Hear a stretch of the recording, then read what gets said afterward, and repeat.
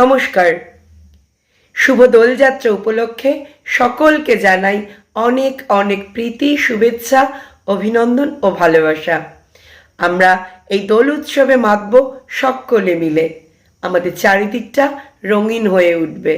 বসন্ত যে এসে গেছে, কিন্তু সেই সঙ্গে আমরা মাথায় রাখবো আমাদের যেমন দোলযাত্রা, আমাদের আশেপাশের অনেকগুলো মানুষেরও কিন্তু চলছে রমজান মাস, এবং কাল কিন্তু জুম্বাবারও বটে।